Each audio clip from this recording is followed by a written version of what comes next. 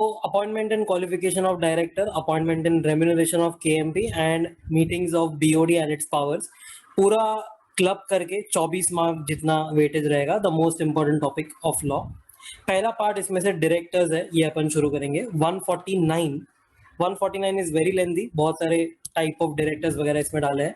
149 title is companies to have board of directors. 149 subsection 1 बोलता है every company shall have BOD consisting of individuals as directors and shall have minimum directors. 149 1 clause A में लिखा है कि 3 minimum for public company, 2 for a private company, 1 for one person company, and maximum directors 149 1 clause B में लिखा है जिसमें 15 लिखा है। बट ये 15 पे दो एक्सेप्शन लगेंगे।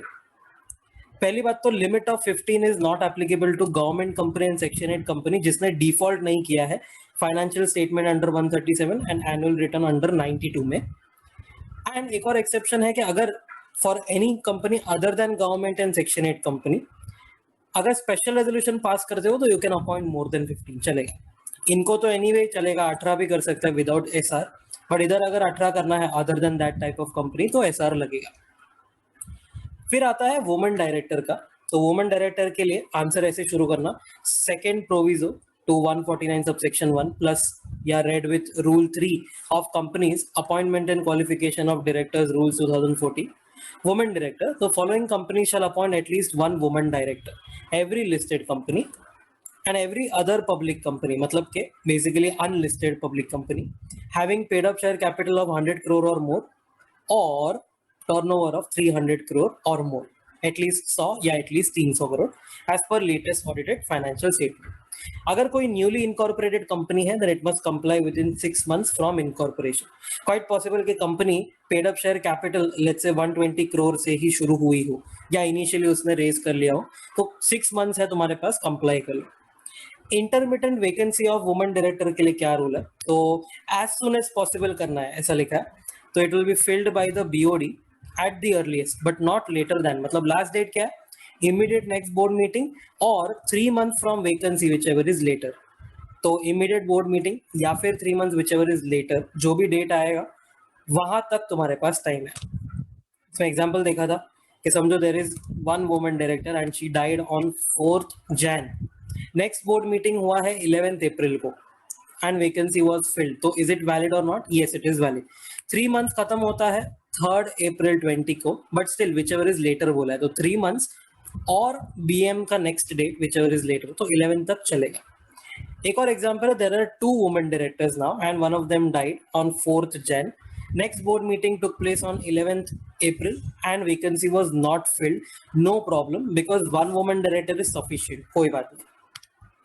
फिर आएगा रेसिडेंट डायरेक्टर। रेसिडेंट डायरेक्टर मतलब जो इंडिया में स्टे करता है for at least 182 days in that financial year. Also every company बोला है, इधर लिस्टेड अनलिस्टेड वगैरह कुछ भी नहीं, every company shall have at least 1 RD resident director. अगर न्यूली इनकॉर्पोरेटेड कंपनी है तो apply it proportionately. If incorporated in the middle of the year, centre of the year में 6 महीने हो गए हैं उसके बाद इनकॉर्पोरेट हुई, then he should stay in India for at least 91 days. तो मंथली डिवाइड कर दो इसको कि 12 महीने के लिए if he has to stay for 182 days, तो 6 मंथ्स के लिए कितना, तो यू विल गेट 91 डेज। फिर आते हैं इंडिपेंडेंट डायरेक्टर्स। तो इंडिपेंडेंट डायरेक्टर्स के लिए 149 subsection 4 plus rule 4। Independent directors किसको किसको, तो लिस्टेड कंपनी को अपॉइंट करना होगा at least 1/3 of the total number of directors. अगर कंपनी में समझो तुमको 10 डायरेक्टर रखना है तो उसका 1/3 3.33 राउंड ऑफ टू 1 करना है, मतलब नेक्स्ट नंबर, तो 4 इंडिपेंडेंट चाहिए। तो ऐसे हो जाएगा कि I need 4 independent and 6 other than independent चलेगा, तो टोटल ऐसे 10 हो जाएगा। अदर पब्लिक कंपनी मतलब लिस्टेड नहीं है, मतलब कि अनलिस्टेड पब्लिक कंपनी का बात कर रहे हैं। Paid up share capital 10 crore और मोर, या फिर टर्नओवर 100 करोड़ और मोर, या फिर aggregate outstanding LDD loan deposit debentures of more than 50 crore. इधर एक स्टार डाला है क्योंकि ये एटलीस्ट 50 करोड़ नहीं है, ये गलत हो जाएगा। इट इज मोर देन 50, यहाँ पर एटलीस्ट है दोनों में, बट यहाँ पर मोर देन 50 करोड़ है। तो इनको कितने डायरेक्टर चाहिए, तो आईडी एटलीस्ट 2 चाहिए, और else higher number if required for composition of audit committee. Audit committee बोलता है नॉर्मली मेजोरिटी चाहिए आईडी, तो ऑडिट कमिटी में जितने भी मेंबर होंगे उसका मेजोरिटी आईडी समझो 3 चाहिए होगा, तो फिर 3 अपॉइंट करो। तो 2 और higher number required by audit committee composition. Intermittent vacancy तो same as woman director होगा, no change. Stop complying if paid up share capital turnover या LDD condition ceased for 3 consecutive years. ये अगर 3 साल तक consecutively तुम्हारा वो कंडीशन सीज हो गया ना 10 करोड़ 100 करोड़ या 50 करोड़ वाला, तो फिर ठीक है, नेक्स्ट ईयर से तुम उसको कंप्लाई नहीं करना। And of course comply again when the condition is met, वो तो करना ही पड़ेगा। Paid up share capital etcetera as per last audited financial statement. Exclude from other company, जो अदर पब्लिक कंपनी था ना राइट साइड में, जिसका 10 करोड़ 100 करोड़ और 50 करोड़ का लिमिट था, उसमें से एक्सक्लूड कर दो joint venture, wholly owned subsidiary and dormant company as per 455। But अगर ये तीनों लिस्टेड रहेगा ना, लिस्टेड डोरमेंट तो नहीं हो सकता, बट होली ओन सब्सिडियरी और जेवी समझो लिस्टेड है, तो फिर उसको करना पड़ेगा आईडी अपॉइंट। बट ये अदर पब्लिक कंपनी मतलब के लिस्टेड वाले में नहीं है, अनलिस्टेड वाले में अगर ये तीनों आते हैं तो इनको आईडी अपॉइंट करने का जरूरत ही नहीं है। फिर आता है 149 subsection 6, who can become ID, very important. तो ID means a director other than MD, whole time director और नॉमिनी डायरेक्टर। नॉमिनी डायरेक्टर मतलब क्या, फाइनेंशियल इंस्टीट्यूशन इनको अपॉइंट करते हैं अपने बोर्ड पे। Who fulfills the following criteria, मतलब M D, whole time director, nominee director नहीं होना चाहिए, तो ऐसा director who fulfills the following criteria. पहला, who is a person of integrity and has relevant experience and expertise. In the opinion of DOD normally, but अगर government company है तो in opinion of the ministry or department of CG और SG in charge of the company for a government company. तो जो भी department वगैरह रहेगा ना, जो इंचार्ज रहेगा ये गवर्नमेंट कंपनी का, वो उसके ओपिनियन में इंटेग्रिटी, एक्सपर्टीज और एक्सपीरियंस होना चाहिए। फिर और आता है who is not or was not a promoter of that company और उसका holding subsidiary associate, who is not related to the promoter or director of that company holding subsidiary associate. इधर past relation चलेगा, इधर is not लिखा है, was not नहीं लिखा है, मतलब कि past relation चल जाएगा। who has no or had no pecuniary relationship with that company holding subsidiary associate और देयर प्रमोटर और डायरेक्टर, मतलब ये सारी चारों कंपनीज एंड उनके promoter as well as directors के साथ during current year and last 2 financial years. तो ये साल और लास्ट 2 साल में अगर तुम्हारा कोई भी पेक्यूनरी रिलेशनशिप नहीं है ना, then it is okay, you can become I D. What is pecuniary? Pecuniary मतलब मॉनेटरी रिलेशन, उसमें एक्सेप्शन है थोड़े। एक्सेप्शंस मतलब क्या? दीज आर नॉट पेक्यूनरी, मतलब these are freely allowed. Remuneration of I D, अगर तुमको लास्ट ईयर रेम्यूनरेशन मिला था तो ये साल तुम वापस आईडी बन सकते हो। Yes of course, because if I were ID तो मुझे आईडी का रेम्यूनरेशन तो मिलेगा ही ना, so that's by default. Remuneration is not pecuniary. Reimbursement of expenses for participating in board meeting और अदर मीटिंग्स, कोई बात नहीं। उसी के रिलेटेड यहाँ पर है sitting fees from at least one company, at least नहीं, वन और मोर कंपनीज अंडर 197 सबसेक्शन 5, कोई बात नहीं, ये भी पेक्यूनरी नहीं है। Profit related commission if approved by members, अगर अप्रूव किया है तो फिर वो पेक्यूनरी नहीं माना जाएगा। फिर आते हैं ट्रांजैक्शंस एट एएलपी। याद करो, मेरे को एचपीसीएल में डायरेक्टर बनना है और मैंने पेट्रोल वगैरह भरवाया, तो एएलपी पे है, सेम प्राइस एज पब्लिक है, तो नॉट पेक्यूनरी।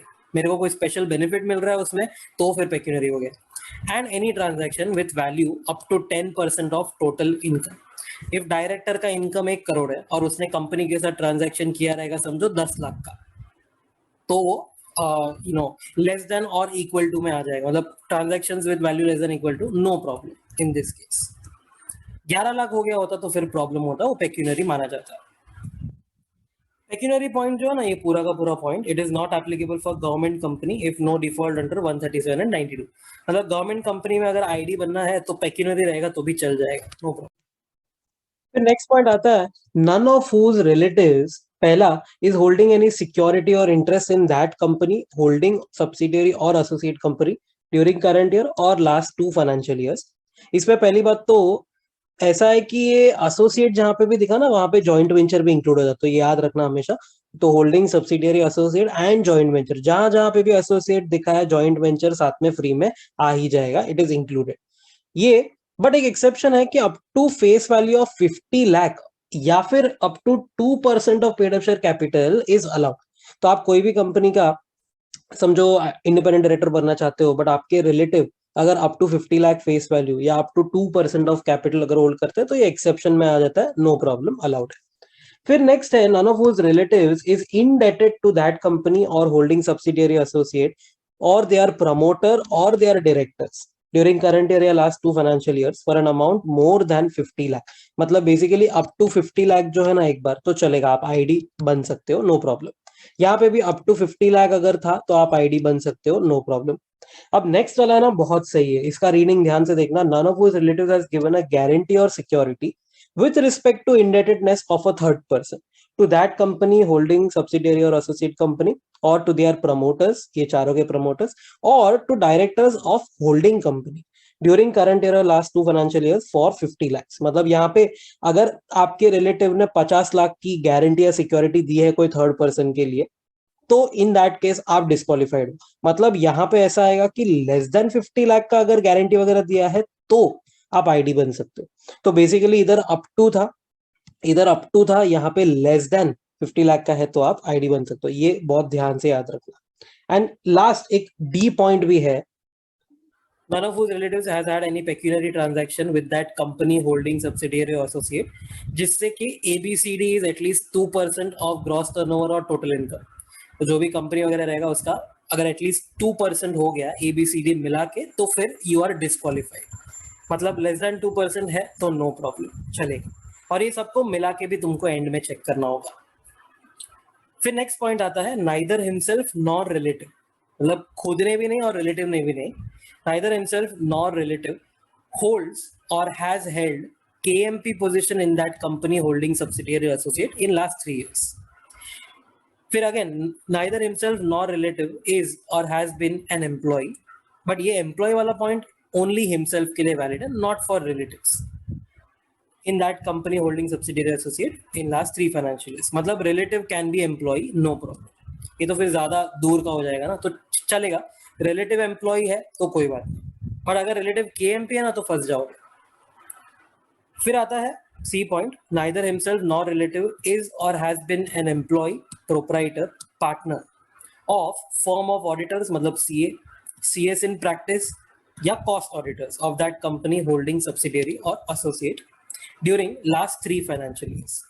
या फिर again same, neither himself or nor his relative is or has been employee, proprietor, partner of any legal or consulting firm having transaction with that company holding subsidiary associate amounting to at least 10% of gross turnover of such firm।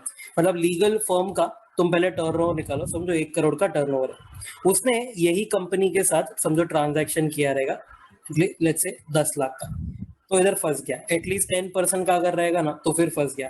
तो ऐसा legal firm और ऐसा company में समझो 10 लाख का transaction हुआ और वो लीगल फर्म के तुम एम्प्लॉय, प्रोप्राइटर या पार्टनर निकले in last 3 years, then you can't be independent director. और भी है neither himself nor his relative holds, and दोनों का मिला के himself plus relatives at least 2% of total voting power. मतलब लेस देन 2% अगर होल्ड करते हो तो चल जाएगा, no problem. Neither himself nor his relative is a CEO or director of non-profit organization which receives at least 25% of its receipts from that company or its promoters or directors or from its holding subsidiary associate। ये इधर last lecture में अपन ने case study किया था चकमा देने वाला, तो इसमें ऐसा नहीं है। ये जो मैं लिख रहा हूँ ना, देखो तुम लोग गलती किए थे इसमें, तुमने ऐसे पढ़ा था कंपनी होल्डिंग सब्सिडियरी एसोसिएट और देयर प्रमोटर डायरेक्टर, ऐसा नहीं है, दिस इज रॉन्ग। कैसा है? फ्रॉम दैट कंपनी और इट्स प्रमोटर्स और डायरेक्टर्स और फ्रॉम होल्डिंग सब्सिडियरी एसोसिएट। मतलब ये होल्डिंग सब्सिडियरी एसोसिएट का कोई प्रमोटर डायरेक्टर रहेगा ना तो चलेगा, नो प्रॉब्लम। बट अगर समझो यही कंपनी और उसके प्रमोटर डायरेक्टर समझो उनके साथ ट्रांजैक्शन हुआ रहेगा एनपीओ का, and NPO received 25% of its receipts. NPO को पूरे साल में 1 करोड़ का रिसीट हुआ, उसमें से समझो 25 लाख का जो रिसीट है वो कहाँ से आया था? कंपनी, प्रमोटर या डायरेक्टर या होल्डिंग सब्सिडियरी एसोसिएट, तो फिर you can't become ID. Also एक और केस है, और NPO which holds at least 2% of total voting power of the company. अगर तुम ऐसे एनपीओ के सीईओ या डायरेक्टर हो जो 2% होल्ड करता है वो कंपनी का, तो फिर you can't become independent director. और एक और है रूल 5 के हिसाब से क्वालिफाइड, तो यू शुड हैव स्किल और knowledge in any of the following fields: law, finance, sales, marketing, management, administration, research, corporate governance, technical operations और anything related to the companies business. उसके बाद आता है 149 subsection 7, every independent director shall give a declaration of meeting the criteria under 149(6). मतलब कोई check करने नहीं जाएगा, ये तुमको ही डिक्लेरेशन देना है।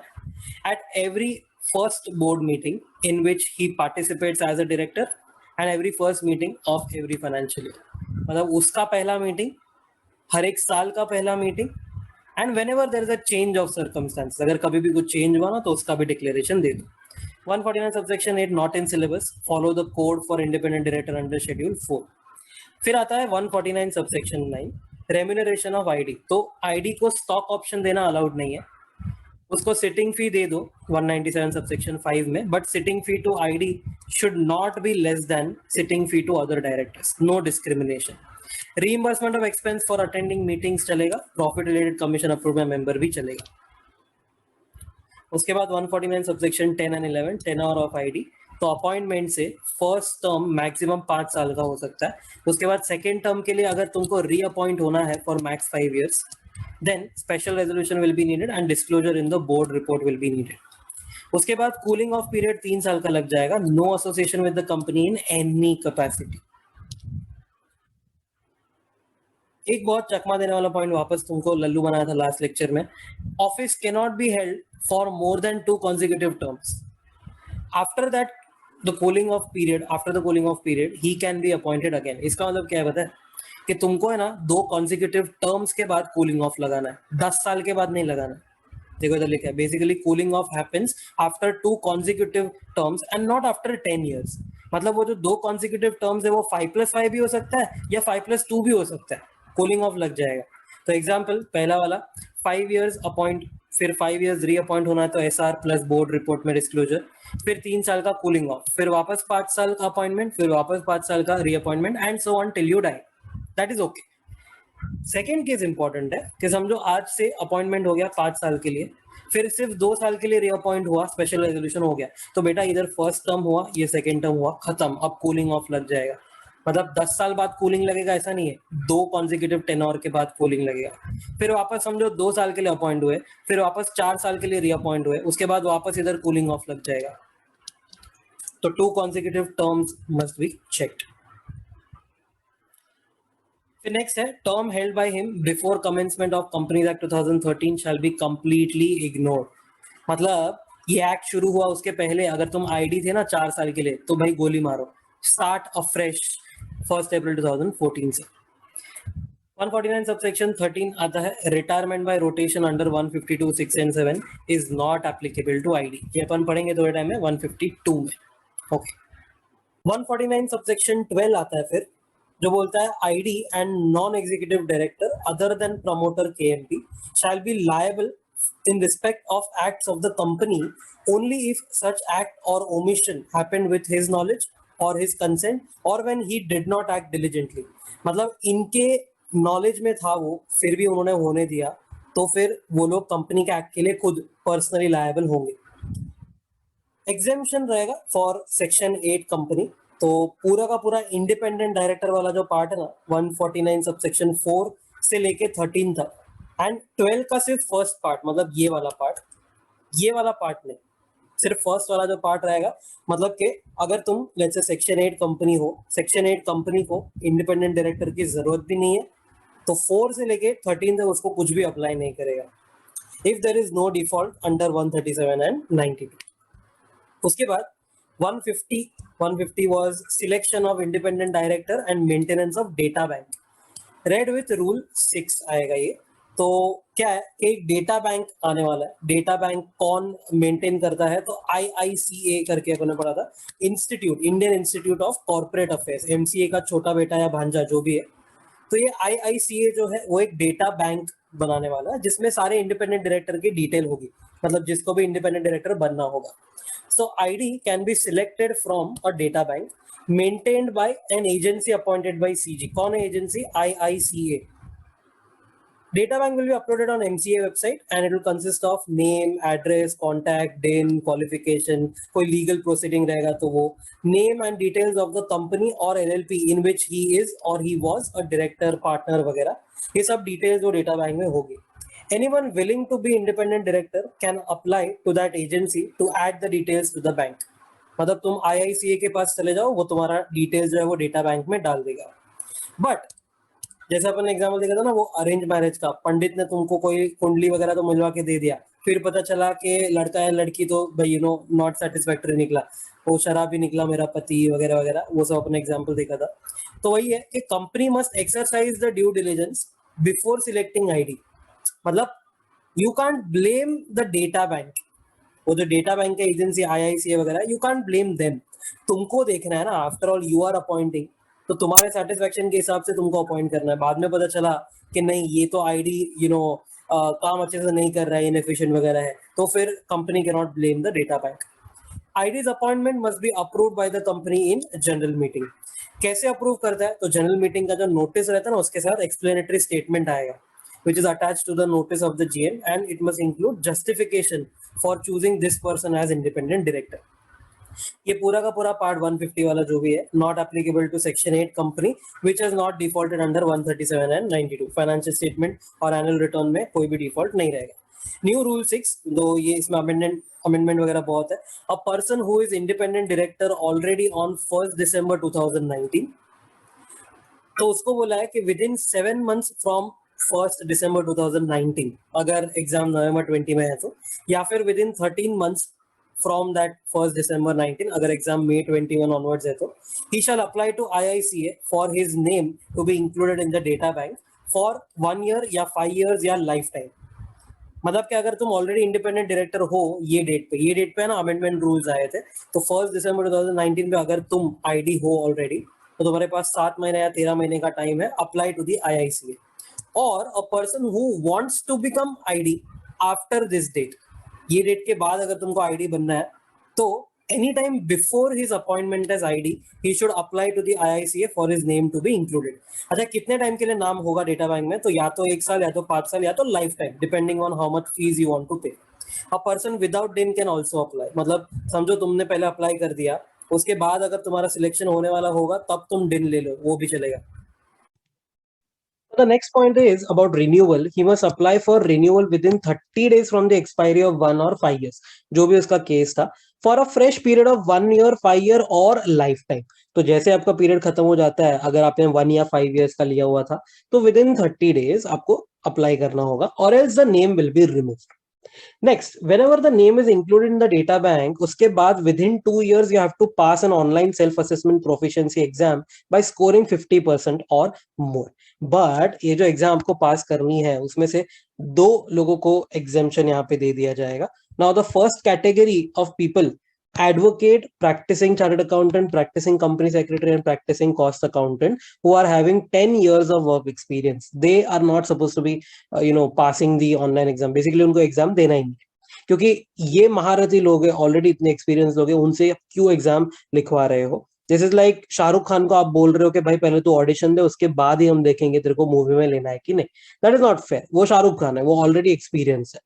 सेकेंड, एग्जामेशन फ्रॉम एग्जाम इनको भी मिलेगा if on the date of inclusion of the name in the data bank he served as a director or KMP for total 3 or more years in a listed public company or an unlisted public company with paid up share capital 10 crore or more, or in a body corporate listed on recognized stock exchange in any country which is FATF and IOSCO member।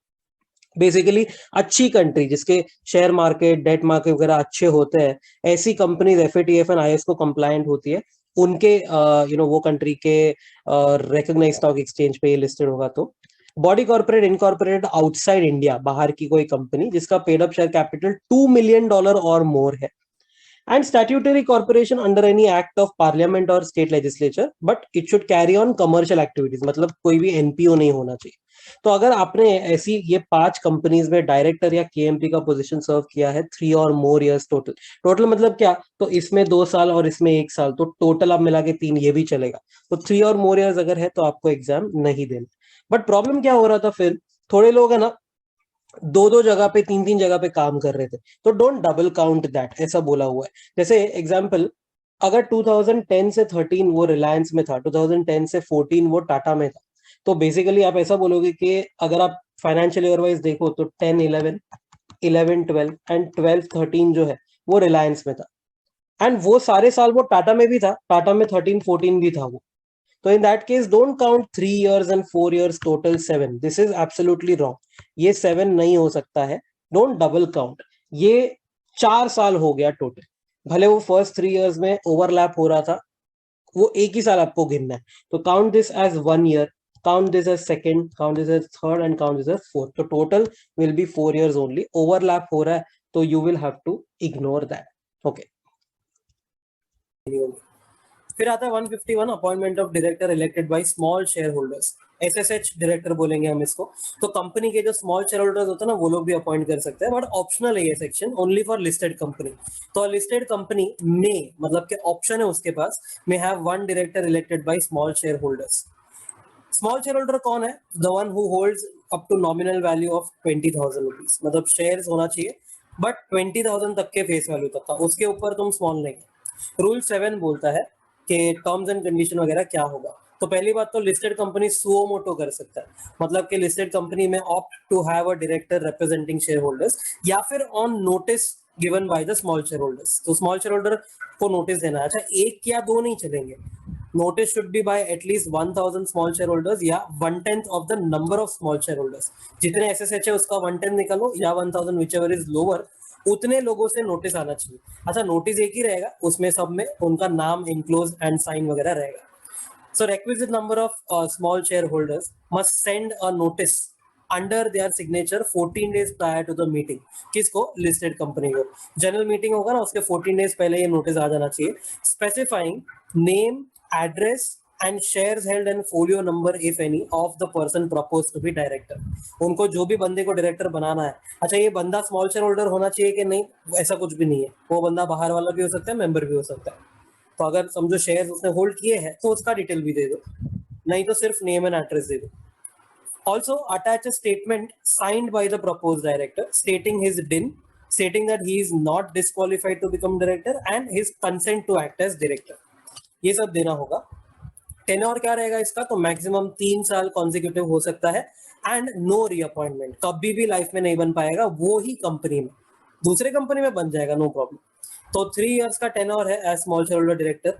अच्छा, next 3 years है ना, no association, no appointment with the company in any other capacity. उसके बाद you can be associated in any other capacity, no problem. तो 3 साल as small share holder director, फिर no association at all, फिर association चलेगा but small share holder director वापस नहीं बन पाएगा इन the same company.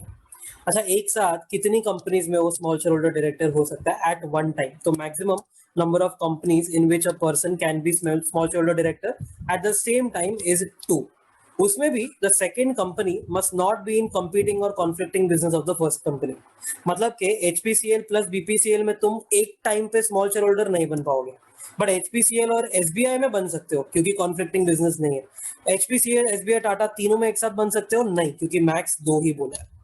Applicability of other sections, तो अदर सेक्शंस में पहला आता है इंडिपेंडेंट डायरेक्टर वाला। तो SSH director is considered as independent if 149(6) and 7 are complied with. 6 मतलब वो एलिजिबिलिटी क्राइटेरिया, 7 मतलब उसको डिक्लेरेशन देना है कि मैं 149(6) में एलिजिबल हूँ। फिर आता है appointment is as per 152 but he shall not retire by rotation. तो रोटेशन वगैरह में इसको रिटायर तो मत करना, क्योंकि इसका फिक्स्ड टेन्योर है 3 इयर्स वाला, तो मैक्स 3 इयर्स तक वो रह सकता है। And also disqualification under 164 and vacation under 167 will also apply। एक मस्त चकमा देने वाला question, a person was appointed as small shareholder director and also considered as ID, but later he failed to meet the criteria under 149(6। समझो उसके relative ने ना 5% of paid up share capital ले लिया, तो अब वो एलिजिबल नहीं है। तो option 1 he will vacate as ID but stay as SSH, या option B vacate as ID as well as SSH। तो आंसर है बी, क्योंकि हम वही बंदे को निकाल रहे हैं ना, तो अब वो ID भी निकल गया, SSH भी निकल गया, दोनों साथ में निकल गया। फिर 152 अपॉइंटमेंट ऑफ डायरेक्टर्स, तो पहले आते हैं first directors of the company. तो when AOA contains the names of first directors then they are the first directors, but AOA does not contain the name of first director. तो क्या होएगा? तो normal cases में कुछ होगा and OPC के case में कुछ होगा। देखिए, नॉर्मल केस में the subscribers to memorandum of association who are individuals are deemed to be first directors until directors are duly appointed as per 152। मतलब ये लोग एक्टिंग डायरेक्टर्स है, मतलब फर्स्ट डायरेक्टर्स जो सब्सक्राइबर्स है ना वही है, until actual directors are appointed. अगर 1% कंपनी है तो उसमें एक ही शेयर होल्डर होता है, एक ही मेंबर होता है, so that individual member is deemed to be the first director again until the directors are appointed as per 152. इसको subsequent directors बोलते हैं. तो subsequent directors के लिए ऐसा है, except as elsewhere specified, मतलब पहले और किधर कुछ लिखा होगा तो वो देखो, otherwise all directors shall be appointed by the company at general meeting. But AOA समझो प्रोवाइड करता है कि appointment of additional director will be at board meeting, तो नो प्रॉब्लम, क्योंकि लिखा है ना एल्सवेयर स्पेसिफाइड, वो देखो. फिर क्या क्या आएगा सब्सिक्वेंट डायरेक्टर अपॉइंट होने के लिए? ही मस्ट गिव हिज डिन, he must give a declaration that he is not disqualified and a written consent to act as director. ये होगा DIR 2. After his appointment, within 30 days, company will have to file DIR 12 with the register. Return consent वाला जो part था ना DIR 2, that is not applicable to a government company if appointment is by CG or SG, and also to Section 8 company it won't apply, and provided no default under 137 and 92. फिर 152 subsection 6 retirement by rotation. थोड़े लोग rotational directors होते हैं, उसमें से थोड़े लोग retire होते हैं एट एवरी जनरल मीटिंग. तो अगर एक प्राइवेट कंपनी है तो AOA can allow for permanent directors. पहले तो ये देखना, मतलब no retirement nothing, permanent for life your directors. But अगर एक पब्लिक कंपनी है या एक private company is a subsidiary of public company, तो उनके लिए if AOA provide for retirement of all directors at AGM, then follow that. But समझो अगर AOA नहीं बोलता है कि सारे रिटायर नहीं होंगे, तो फिर otherwise find rotational directors which are 2/3 of total directors minus independent minus nominee. ये बहुत कंट्रोवर्शियल है, बट यहाँ पर स्टडी मटेरियल ने इसको इंक्लूड कर दिया है कि total minus ID minus nominee लेंगे. उसके अलावा जो था ना एडिशनल स्मॉल शेयर होल्डर, ये वो, उन सबको यहाँ से माइनस नहीं करना.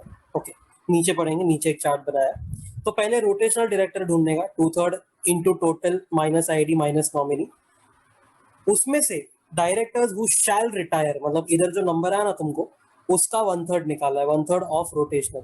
अच्छा, जो 2/3 है ना उसको round off to next number करना, और जो 1/3 है उसको round off to nearest number करना. ऑल डायरेक्टर्स चाहे रोटेशनल हो या ना हो शैल बी अपॉइंटेड और reappointed at general meetings only. Example, 10 director है ABCDEFGHIJ, उसमें से समझो 3 इंडिपेंडेंट है, लास्ट वाले 3 जो है ना ये लोग इंडिपेंडेंट है, तो इसको एक्सक्लूड करेंगे तो 2/3 ऑफ 7 होने वाला है. इतने रोटेशनल है 4.66, इसको क्या बोला है नेक्स्ट नंबर पे डाल दो 5. Number of directors who shell retire, तो ये 5 जो है उसका 1/3 विच इज 1.66, नियरेस्ट नंबर 2. और एक एग्जांपल समझो टोटली 10 डायरेक्टर है, तो 10 का 2/3 6.67, नेक्स्ट नंबर पे डालो 7. Number of directors who shell retire, तो 7 का 1/3, तो ये 2.33 आया, तो नियरेस्ट नंबर अब 2 आएगा. तो इतने लोग क्या होंगे, रिटायर होंगे at the next general meeting. But controversy यही है कि some directors are not liable to retire by rotation due to other sections fixing their tenure. Like ID है 149 में, नॉमिनी डायरेक्टर है 161 सबसेक्शन 3 में. ये दोनों को इंस्टीट्यूट ने बोल दिया है कि ये दोनों को एक्सक्लूड करो, फिर 2/3 निकालो. बट और भी है, जैसे स्मॉल शेयर होल्डर डायरेक्टर 151 में, एडिशनल 161 सबसेक्शन 1 में, क्योंकि ये हर AGM में, मतलब कि नेक्स्ट AGM जो आने वाला है उसमें ये लोग निकल जाते हैं. And MD whole time director, इनके लिए it depends on the terms of contract. अगर कॉन्ट्रैक्ट में लिखा है ना कि भाई ठीक है तो 3 इयर्स के लिए अपॉइंटेड है, तो फिर वो रिटायर नहीं होएगा. बट समझो अगर उसमें नहीं लिखा है तो फिर वो भी लायबल टू रिटायर हो जाएगा. After determining the number of directors who shell retire, अगर तुमने ये ढूंढ लिया ना कि वो 10 में से 2/3 फिर 1/3 करके समझो 2 डायरेक्टर है जो रिटायर हो रहे हैं, then which director should actually retire, तो FIFO मेथड यूज करने का. Those who have been in office for the longest time since appointment. और समझो अगर 2 डायरेक्टर एक ही डेट पे अपॉइंट हुए थे, समझो कि टाई हो गया, 2 नहीं 3 लेते हैं, बिकॉज यहाँ पर एटलीस्ट 2, समझो 10 वाले एग्जाम्पल में 2 डायरेक्टर को रिटायर होना है, एंड समझो 3 डायरेक्टर्स थे जो लोग सेम डेट पे अपॉइंट हुए थे.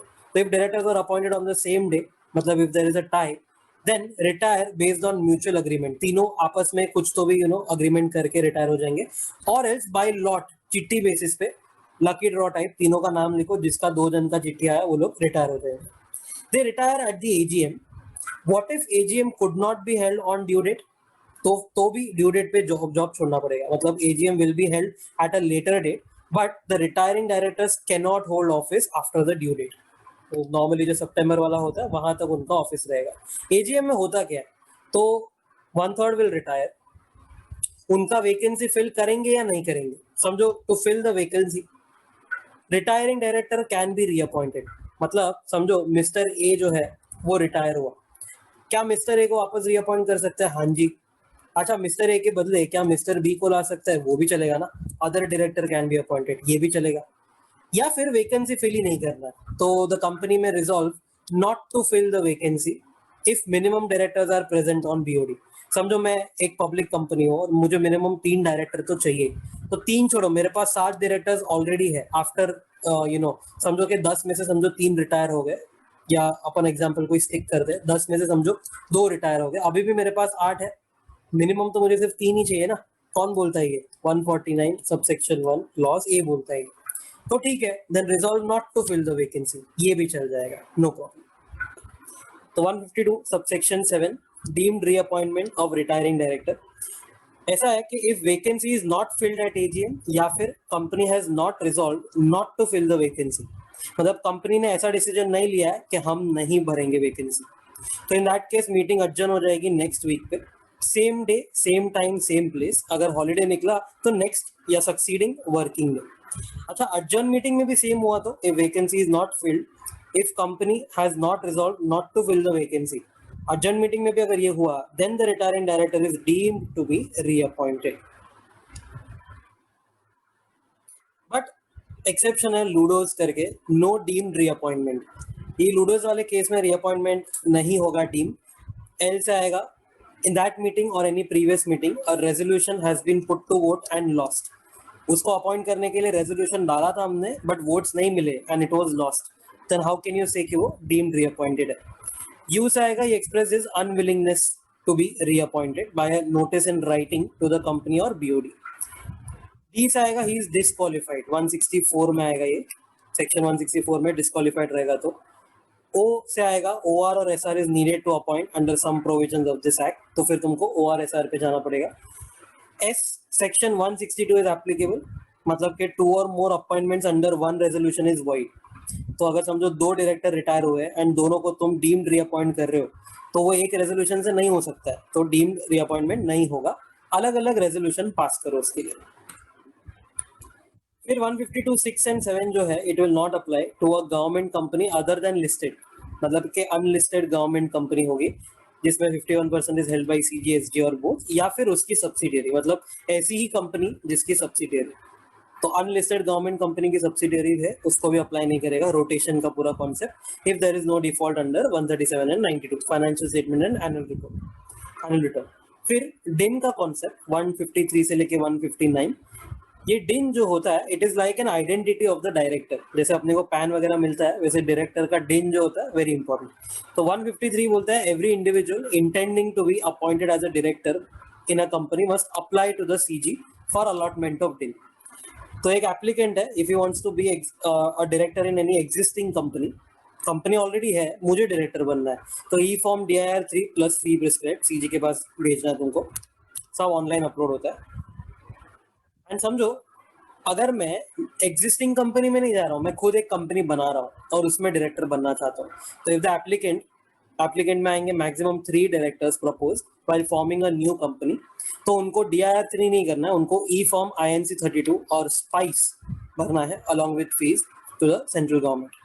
DIR3 का क्या सीन है, तो डाउनलोड मारो, fill the details, attach your photo, ID proof, address proof, specimen signature attach करो, and board resolution proposing appointment as a director in existing company. ये ऊपर वाले केस का बात करें, DIR3 का बात करें कि अगर एग्जिस्टिंग कंपनी में बनना है तो उनका एक बोर्ड रेजोल्यूशन भी लगेगा जो प्रपोज करता है कि मिस्टर ए को हम अपॉइंट करने वाले, एंड देन मिस्टर ए वही अटैचमेंट DIR3 में दे देगा. साइन वाइन करना है तो हाँ, it must be submitted electronically after signing via DSC. Mister A कर रहा है अप्लाई, तो मिस्टर ए का DSC, and it must be verified by या तो CS employed whole time by the company और MD CEO CFO of a company in which he is to be appointed. अगर ये तो नॉनसेंस है, बवाल है, if a person has no surname or last name, then his or her father's or grandfather's surname shall be used. Fully nonsense, along with declaration in form DIR 3A. फिर होता है 154, 153 में अप्लाई किया तो 154 में अलॉट होएगा। CG शैल allot डिन इन 1 month from receipt of application. Rule 10 बोलता है एप्लीकेंट सबमिट्स DIR 3, उसके बाद एप्लीकेशन नंबर जनरेट होएगा, इसको SRN बोलते हैं। इसके 1 मंथ के अंदर सीजी अप्रूव करेगा एंड अलॉट करेगा, या वो रिजेक्ट कर देगा रिफंड के बिना, या फिर it will find it incomplete और डिफेक्टिव। अच्छा, इनकम्प्लीट और डिफेक्टिव है तो एप्लीकेंट को कैसे पता चलेगा? तो CG places it on the website and also notifies the applicant by email. ये सब MCA के वेबसाइट पे होता है। तो जब भी ये तुमको ईमेल वगैरह आया, नोटिफिकेशन आया, तो 15 दिन के अंदर एप्लीकेंट मस्ट रेक्टिफाई। अच्छा, इफ रेक्टिफाइड तो सीजी विल अलॉट द डिन। If rectified partially then CG will reject and ask the applicant to file fresh application. If not rectified, कुछ भी नहीं किया तो treat and label it as invalid. जो भी है रिजेक्ट हुआ या इनवैलिड हुआ, फी वोंट बी रिफंडेड। तो नया एप्लीकेशन करो, वापस फीस बनेगा। फिर आता है 155। 155 बोलता है कि तुम सिर्फ एक ही दिन यूज कर सकते हो पूरे लाइफ में, एक से ज्यादा नहीं चलेगा। Individual if he has been allotted DIN under 154 then he or she cannot apply for, cannot obtain, cannot possess another din. फिर आता है 156। तो every director shall intimate his DIN to the companies where he is a director within 1 month from receipt of DIN. अच्छा, ये आज की तारीख में वैलिड नहीं है, ये 2007 वाले लोगों के लिए है। देखो, ऐसा है कि डायरेक्टर जो है, रूल 10 बोलता है only those who were directors in one or more company on or before 30 June 2007 and has not yet intimated din। ऐसे लोगों को बोला है कि तुमको जब भी दिन मिला ना, उसके 1 मंथ के अंदर DIR 3B देना है कंपनी को। दैट इज एन इंटीमेशन कि देखो मेरे पास दिन आ गया है, ये 156 बोलता है। फिर कंपनी DIR 3C फाइल करेगा विद द ROC, वही दिन इंटीमेट करने के लिए आगे। तो with in 15 days from receiving DIR 3B।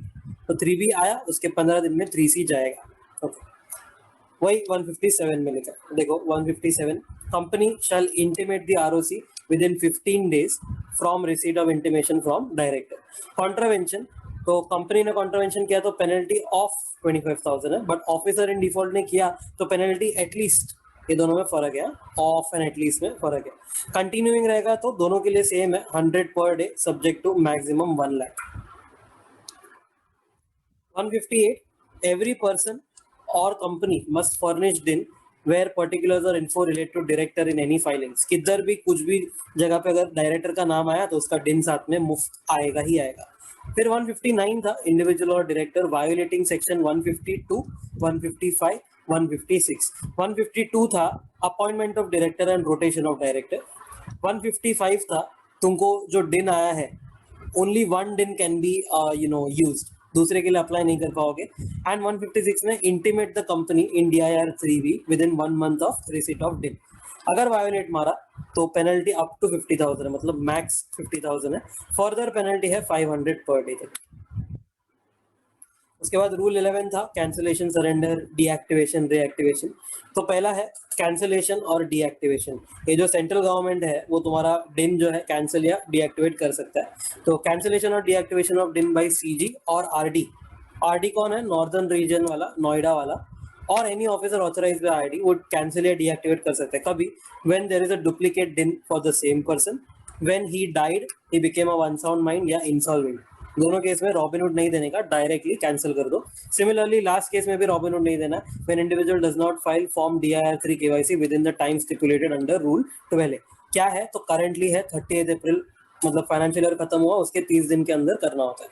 नहीं किया तो डायरेक्टली कैंसिल। या फिर डिन ऑब्टेन वाया रॉन्गफुल मींस, जैसे कि इलीगल, इनकम्प्लीट या फॉल्स डॉक्यूमेंट देके। वो बोला था ना DIR 3 में अटैच करना था, तो सब false, fake ID, fake address proof डाला रहेगा। रॉन्गफुल सर्टिफिकेशन, CA है ना, सर्टिफाई करता है वो डॉक्यूमेंट्स, उसने रॉन्गफुली या फ्रॉडुलेंटली सर्टिफाई किया या there was any fraudulent motive, तो इसमें रॉबिनहुड तो मिलेगा, उसके बाद ही वो डीएक्टिवेट या कैंसिल होएगा। फिर आता है सरेंडर। सामने से मैं कर सकता हूँ सरेंडर, हाँ, बट डिन होल्डर जो है he will have to apply in DIR 5 along with a declaration that he was never appointed as director and DIN was never used for filing any document, तो ही तुम सरेंडर कर सकते हो। अच्छा, अगर समझो मैं डायरेक्टर अपॉइंट हुआ था या फिर कोई फाइलिंग में मेरा डिन गया है, तो क्या कर सकता हूँ? तो कुछ नहीं, DIR 3 KYC मत करो, अपने आप डीएक्टिवेट हो जाएगा। रीएक्टिवेट करने के लिए क्या करना है? ई फॉर्म DIR 3+ फीस अगेन, जैसे तुमने अप्लाई किया था वैसे। फिर रूल 12 था changes in particulars specified in डिन एप्लीकेशन। ई फॉर्म DIR 3 में जो पर्टिकुलर्स डाला था ना, समझो एड्रेस चेंज हो गया, सरनेम चेंज हो गया, जो भी है, तो submit DIR 6 with in 30 days of a change of particulars plus attach a proof of change, also get it certified by PCA PCS PCMA। डिन सेल ऑफ MCA जो है ना, वो इंटीमेट करेगा चेंजेस ROC को, मतलब तुमको नहीं करना, डिन सेल करेगा। And director have to intimate in 15 days from change to the company. मतलब अगर चेंज हुआ तो चेंज होने के 15 दिन के अंदर तुमको कंपनी के पास जाना है और 30 दिन के अंदर CG के पास जाना है। इसका मतलब ये हो गया, इधर आएगा DIR 6। उसके बाद सेक्शन 160, बाहर वालों को डायरेक्टर बनना है तो कैसे बन सकते हैं? तो right of persons to stand for directorship read with rule 13। इसमें रिटायरिंग डायरेक्टर्स नहीं काउंट करेंगे, जो लोग रोटेशन से रिटायर होते हैं ना, उनको हमने एक्सक्लूड किया है, उनके लिए 160 अप्लाई ही नहीं करेगा, क्योंकि ऑटोमेटिक रीअपॉइंटमेंट वगैरह का प्रोविजन डाल के रखा था। तो अदर देन रिटायरिंग कोई भी बाहर वाले को बनना है ना, तो वो बन सकता है। समझो केविन सर को बनने गया रिलायंस में, तो person willing and eligible to become director, मतलब कि केविन सर खुद या फिर a member of Reliance, member of the company who intends to propose anyone as a director. मतलब एक मेंबर है, वो चाहता है कि केविन सर रिलायंस में डायरेक्टर बने, तो जो भी है, या तो केविन सर या तो वो member shall leave a written notice 14 days prior to the general meeting at registered office of the company. General meeting होने वाला उसके 14 दिन पहले ये नोटिस आ जाना चाहिए। सेंडर ऑफ द नोटिस जो भी है, ये केविन सर खुद है या वो मेंबर है, must deposit 1 lakh rupees normally, but Nidhi company है तो 10,000, 1 लाख या 10,000 डिपॉजिट करना होगा। बट एक्सेप्शन है, no need of any deposit in case of appointment of ID या in case appointment of director is recommended by NRC nomination remuneration committee under 178 या BOD if the company is not required to form NRC। मतलब कि अपने ही company का BOD या NRC उसको recommend कर रहा है तो काय का डिपॉजिट। सिमिलरली ID अपॉइंट हो रहा है तो काय का डिपॉजिट। ID क्या है, बहुत ही कम लोग बनने वाले हैं ना एनीवे, और डेटा बैंक जो है वो भी बहुत लिमिटेड होता है, ऐसा नहीं है कि कोई भी पर्सन आके ID बन सकता है। तो ठीक है, ये तीनों केस में नो नीड ऑफ डिपॉजिट। अच्छा, नोटिस आया ना 14 days prior to the meeting, किसको आया? कंपनी को आया। अब कंपनी को बोला है at least 7 days before the meeting serve individually और नोटिस टू ऑल मेंबर्स, हर एक मेंबर को इंडिविजुअली नोटिस भेजो। Place the notice of candidature on its website if any, website है तो उस पर भी डाल दो। अच्छा, इंडिविजुअली नहीं भेजना है तो एडवर्टाइज कर लो उसको in at least 1 vernacular newspaper and at least 1 English newspaper circulating in the district where the company's registered office is situated. तो फिर no need to send individual notices. Okay, ये 7 दिन पहले करना है मीटिंग के। अब मीटिंग में क्या होएगा? मीटिंग में या तो अपॉइंट होएगा या तो नहीं होएगा। तो क्या डिपॉजिट रिफंड होएगा? तो ऐसा है, normally it is refunded to the payer if the proposed person gets elected या गेट्स सिलेक्टेड। केविन सर जो है डायरेक्टर बन गए, मतलब उसको 50% वोटिंग आ गया, जो ऑर्डिनरी के लिए चाहिए होता है मोर देन 50 जो भी है। If the person is not selected but gets more than 25% votes by show of hands और पोल तो भी चलेगा। मतलब कि मोर देन 25 अगर तुमको मिला, भले तुम सिलेक्ट नहीं हुए, पर अगर मोर देन 25 भी मिला है ना, ठीक है चलेगा, तुमको रिफंड कर देंगे। 24% मिला तो रिफंड नहीं, फोरफिट हो जाएगा। फोरफिट मतलब क्या? अभी कंपनी का इनकम हो गया, वो तुमको वापस नहीं मिलेगा। बट सेक्शन 8 कंपनी है ना, तो BOD के पास ऑप्शन है, कोई भी केस में 20% हो या 25% हो, जो भी है XYZ, उसके पास ऑप्शन दिया गया है कि तुमको रिफंड करना है नहीं। So BOD shall decide whether to refund और forfeit if he did not receive more than 25% votes.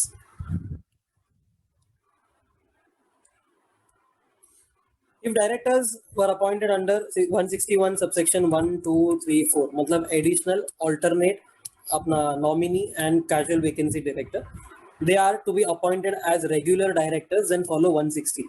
मतलब ये जो है ना 161 subsection 1, 2, 3, 4, उसमें अलग अलग ways लिखे अपॉइंटमेंट के।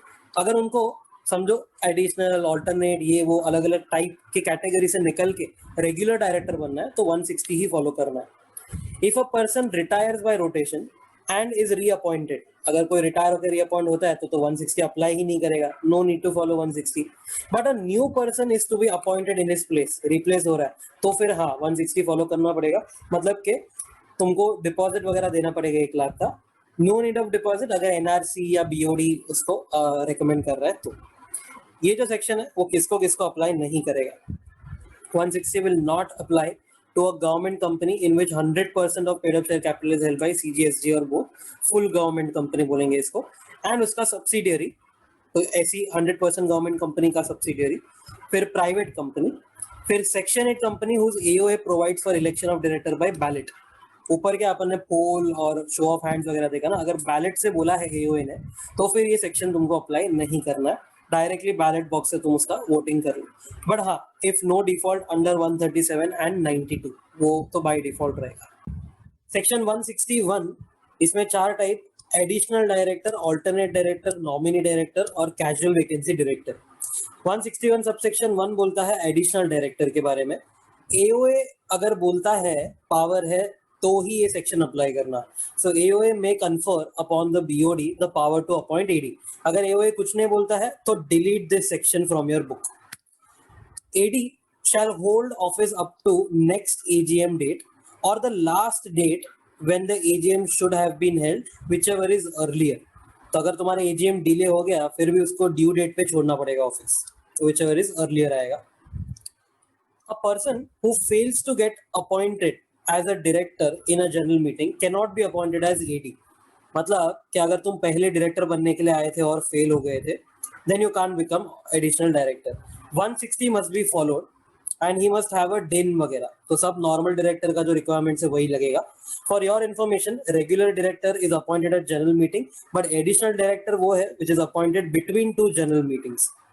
तो अर्जेंसी वगैरह का कोई केस रहेगा बीच में तो you can always appoint AD and वो नेक्स्ट जनरल मीटिंग पे निकल जाएगा।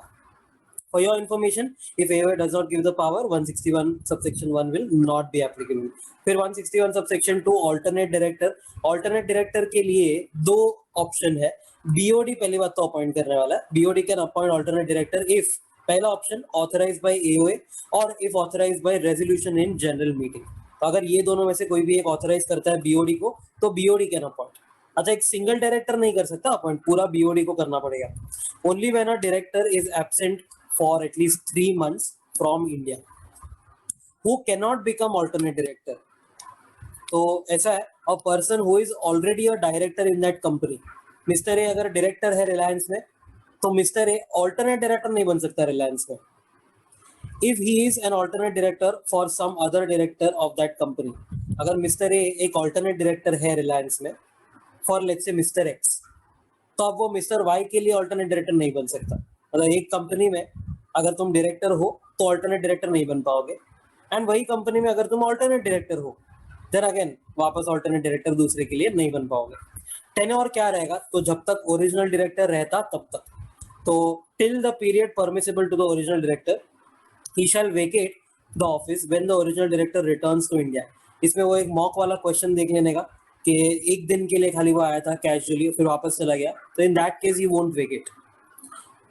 फिर आएगा एनी अपॉइंटमेंट और reappointment, any automatic appointment reappointment of retiring directors shall apply only to the original director. इसका मतलब ये है कि समझो 152 सबसेक्शन 7 में डीम्ड रीअपॉइंटमेंट हुआ, ये ओरिजिनल डायरेक्टर रिटायर हुआ बाय रोटेशन एंड उसका डीम्ड रीअपॉइंटमेंट हो गया, तो वो डीम्ड रीअपॉइंटमेंट जो है वो ओरिजिनल डायरेक्टर को अप्लाई करेगा। मतलब ऑल्टरनेट डायरेक्टर का तो ऑफिस गया है, अगर करना है तो आप वापस उसको अपॉइंट कर लो।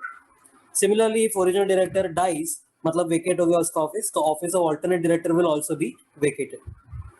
ऑल्टरनेट डायरेक्टर भी अगेन ऐसे देखोगे तो नॉर्मल डायरेक्टर जैसे रिक्वायरमेंट्स है, तो डिन होना चाहिए, कंसेंट देना चाहिए DIR 2 में, and company will have to file DIR 12 with the ROC।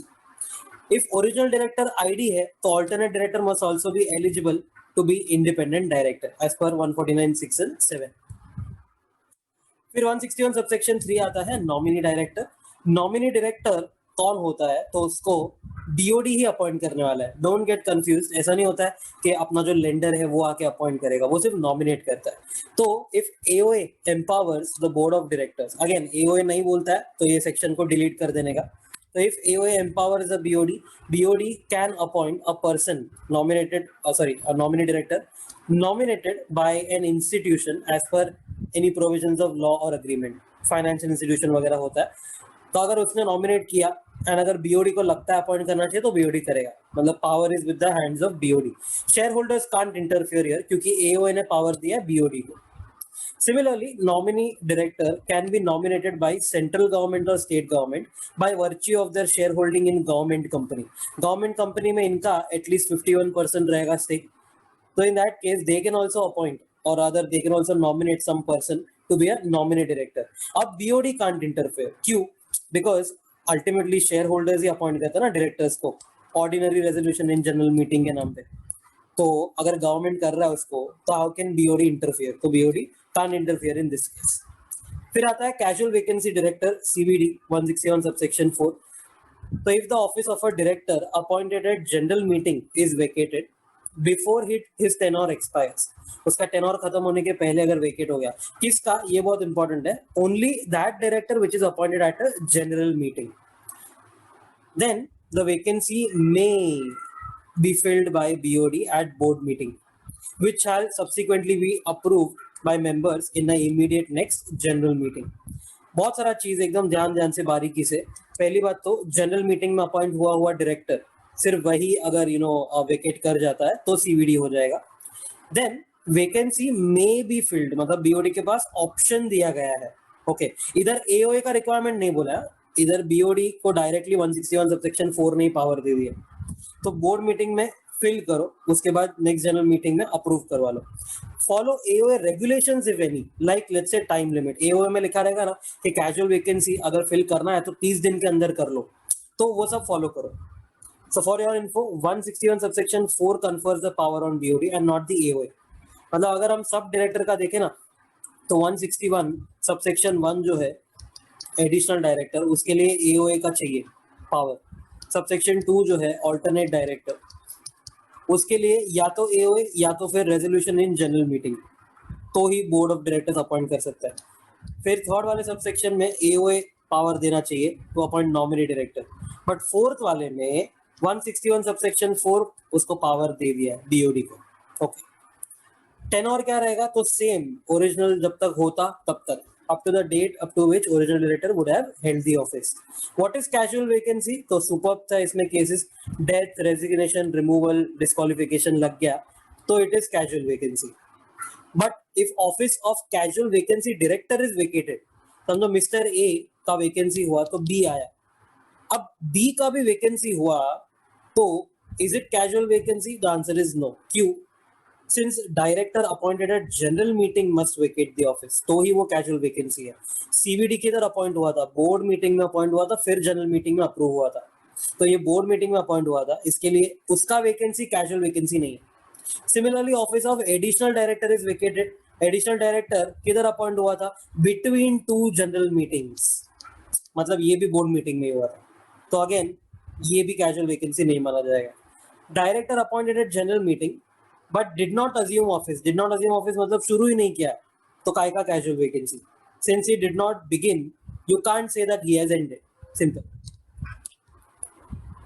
क्या टाइम लिमिट है कैजुअल वैकेंसी फिल करने का? तो अगर वुमेन डायरेक्टर इंडिपेंडेंट डायरेक्टर है तो उनके रिस्पेक्टिव सेक्शन में लिखा था ओरिजिनल रूल फॉलो करना है, which will be later of next board meeting और 3 months फ्रॉम वैकेंसी। तो वुमेन एंड इंडिपेंडेंट रहेंगे तो ये फॉलो करो क्योंकि ये दूसरे सेक्शन ने बोला है। Otherwise there is no time limit. अगर एओए बोलता है तो ठीक है वो फॉलो कर लो, otherwise there is no time limit. BOD में fill it if and when needed. If needed मतलब क्या? जरूरत होगी तो ही फिल करेंगे, बिकॉज मे ऑप्शन दिया था। व्हेन नीडेड जब भी जरूरत होगी तभी फिल कर देंगे। 2 दिन में करो या 2 महीने के बाद करो, फर्क नहीं पड़ता। Then 162 appointment of directors to be voted individually.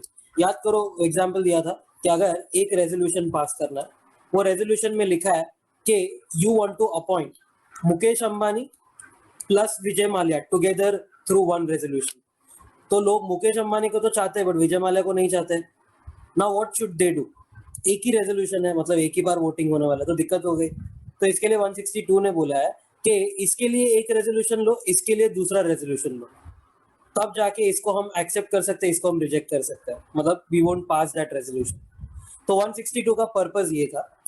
Now 2 or more directors cannot be elected by a single resolution. Separate resolution will be needed for every appointment. Contravention किया तो वो रेजोल्यूशन को हम वॉइड मान लेंगे. एक्सेप्शन क्या है? Exception ये है कि 2 or more director can be elected by single resolution if a proposal to move such resolution has been first agreed to at general meeting without any vote being cast against it. मतलब meeting शुरू होने के पहले ही या meeting शुरू हुआ तभी मैंने सबको बोल दिया कि हाँ मैं ना 2 डायरेक्टर को एक रेजोल्यूशन से अपॉइंट करने वाला है, चलो वोट करते. तो वोटिंग हुआ, उसमें अगर एक भी जन ने ना बोला ना तो फिर 162 अप्लाई कर जाएगा. मतलब 2 or more cannot be appointed by a single resolution. But अगर किसी ने अगेंस्ट वोट नहीं किया then it is okay, you can appoint as many number of directors as you want by passing that one single resolution. चल जाएगा. Motion proposed shall include approving appointment or nominating a person for appointment. कुछ भी चलेगा. Approving appointment, if you remember, additional director जो होता है वो appoint होएगा पहले 2 जनरल मीटिंग के बीच में, और फिर at the end of the tenure additional director will be removed या not removed but उसका tenure खत्म हो जाएगा. 161 subsection 1 ने बोला. Similarly यहाँ पर if you remember casual vacancy director के लिए ये था कि बोर्ड मीटिंग में अपॉइंट होएगा, उसके बाद जनरल मीटिंग में अप्रूव करना पड़ेगा. तो क्या तुम 3-4 डायरेक्टर एक साथ अप्रूव करवा सकते हो? तो आंसर इज अगर वो तुमने वोट में डाला and if there is no vote against it तो ठीक है, चलेगा. तो ये जो है पूरा का पूरा rule that is also for approving appointment, not just nominating a person to be a director. 162 will not be applicable to full government company जिसमें entire paid up share capital is held by government and उसकी subsidiary and also private company if there is no default under 137 and 92. फिर 2-3 example थे. पहला example है कि 25 members are present at the general meeting. A proposal was moved to appoint Riya and Sushant by a single resolution. अब इसमें vote करना पड़ेगा. तो 2150 members agreed and the rest did not vote. तो क्या ये वैलिड होगा? तो answer is yes, because rule क्या बोलता है पता है? नो नहीं बोलना चाहिए कोई भी. तो इधर किसी ने नो बोला है, नहीं ना, ये डिड नॉट वोट. साइलेंस मतलब डिसएग्रीमेंट नहीं होता, दे डोंट वोट, उनका राइट है ना. तो अगर ना बोला होता तो ये वॉइड हो जाता, अदरवाइज ठीक है, वैलिड है. एक और है, the above proposal was not put to vote. अगर तुमने उसको वोट पे डाला ही नहीं था, but while it was being read no member objected it. जब भी उसने रीड किया ना ये कि हम एक ही रेजोल्यूशन में 2 जन को अपॉइंट कर रहे हैं, तभी किसी ने भी ऑब्जेक्ट नहीं किया. So the appointment of 2 directors was made by a single resolution. क्या ये वैलिड है? नहीं, वॉइड है, क्योंकि वोट पे डालना मैंडेटरी है, चाहे कोई ऑब्जेक्ट करे या ना करे. फिर 163 देखा अपन ने, option to adopt principle of proportional representation for appointment of directors, इसको पीआर डायरेक्टर बोलते हैं. ओके, ये सेक्शन करे उसके पहले नेक्स्ट पेज पे एफवाईआई जो है वो देखने का. For your information, not in syllabus but एकदम क्लियर हो जाएगा कॉन्सेप्ट इसके बाद. क्यूमुलेटिव सिस्टम ऑफ वोटिंग करके एक होता है यूएस में. So company has 100 shares outstanding, 10 directors are to be appointed, 80 shares are held by majority. मतलब बेसिकली 100 शेयर्स मतलब क्या, 100 वोट्स है, उसमें से 80 वोट्स मेजॉरिटी के पास, 20 वोट्स माइनॉरिटी के पास. नॉर्मल होता ना ये, नॉर्मल सिचुएशन मतलब स्टैट्यूटरी वोटिंग, मतलब कि कोई चेंजेस नहीं, जैसे तुम पढ़ते आ रहे हो वैसे ही. तो क्या होता, majority will appoint all the 10 directors since they can easily pass OR at general meeting. वो लोग पास कर सकते हैं ना ऑर्डिनरी रेजोल्यूशन. कितना चाहिए ऑर्डिनरी के लिए? 100 में से 51 चाहिए, 51 यस हो गया, तो उनको जो 10 डायरेक्टर चाहिए वो लोग अपॉइंट कर सकते हैं मेजॉरिटी लोग. तो माइनॉरिटी का तो कोई सुनेगा ही नहीं. तो उसके लिए आया क्यूमुलेटिव वोट सिस्टम. वो क्या बोलता है कि पहले तुम कंबाइन करो सारे votes, total votes is equal to number of shares of minority, मतलब 20 शेयर है, into number of directors to be elected, मतलब इनटू 10 करो. तो 20 इंटू 10 करोगे तो 200 वोट्स आ गए. अब तुमको ऑप्शन दिया है ये 200 वोट्स तुम इकट्ठा करके कैसे भी वोट करो. तो now what they will do, वो लोग अपने मनपसंद 3 directors mister A, mister B और मिस्टर सी को 51 51 51 वोट दे सकते हैं, एंड मेजॉरिटी को सिर्फ अपने 7 director as per their choice मिलेंगे. तो पहले मेजॉरिटी 10 के 10 कर रहा था क्योंकि उसके पास 80 वोट थे आउट ऑफ 100, बट नाउ यहाँ पर क्यूमुलेटिव वोटिंग सिस्टम में अच्छा हो गया, माइनॉरिटी के पास 200 वोट क्लब कर दिए गए, एंड वो 200 को कैसे भी यूज कर सकते. तो they can use 51 51 51 and appoint 3 directors of their choice. So it's a good thing. But of course ज्यादातर कंपनीज को अप्लाई नहीं करेगी. सो ये एग्जांपल याद रखना. और अब देखो तो ऐसा है, the name is option to adopt principle of proportional representation. 163 will override the whole act. 163 follow कर रहे हो तो दूसरा कुछ फॉलो मत करना. AOA must contain provisions for any appointment of director by PR. मतलब AOA बोलना चाहिए. AOA नहीं बोलता है तो गया, पूरा सेक्शन डिलीट कर देने का. In such a way that minority, मतलब less than 50% holders of paid up share capital gets proportional representation on BOD. मतलब BOD पे अपने भी बंदे बैठने चाहिए. But एक कैच है, AOA needs to provide for appointment of at least 2/3 of total directors by PR. मतलब एक दो नहीं चलेगा. अगर समझो मेरे कंपनी में 8 डायरेक्टर है तो 8 का 2/3 मतलब कि 6 डायरेक्टर मुझे कुछ भी करके बाय PR प्रिंसिपल करना ही पड़ेगा. Okay, mandatory. क्या क्या मेथड ऑफ वोटिंग है तो मैंने जो तुमको अभी बताया FYI में, that was cumulative voting system. उसके अलावा एक और होता है single transferable vote system. Single transferable vote system उसमें होता है director is elected if he gets requisite X votes fixed as a quota. मतलब एक डायरेक्टर को समझो अगर 40 वोट मिल गया आउट ऑफ 100, वो 40 वोट मिल गया तो वो बन जाएगा डायरेक्टर. ओके, तो क्या बता, अगर कोई भी कंपनी में समझो 40% वाले माइनॉरिटी, मतलब के 40 out of 100 shares are held by minority, तो इन दैट केस अगर किसी भी डायरेक्टर को 40 मिल गया तो वो पास हो जाएगा.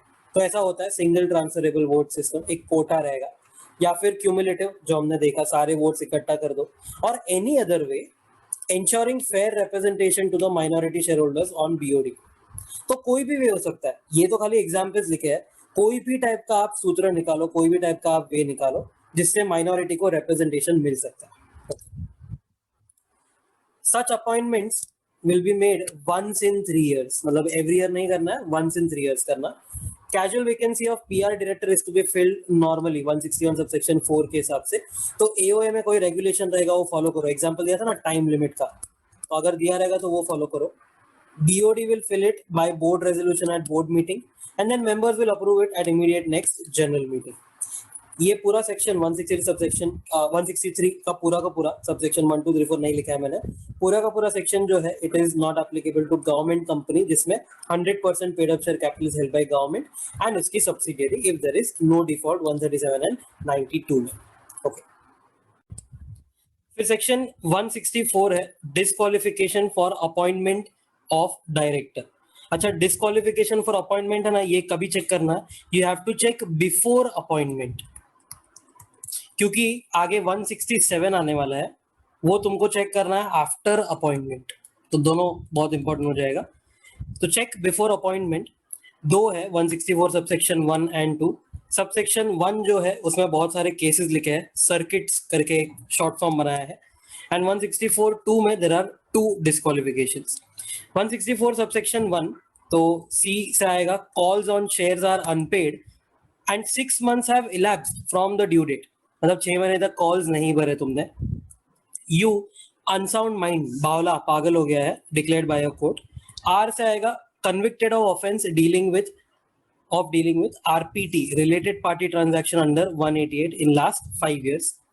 फिर सी से आएगा, कन्विक्टेड ऑफ एन ऑफेंस चाहे मॉरल टर्पिट्यूड हो या ना हो and sentenced to imprisonment of at least 6 months and 5 years have not elapsed from expiry of sentence.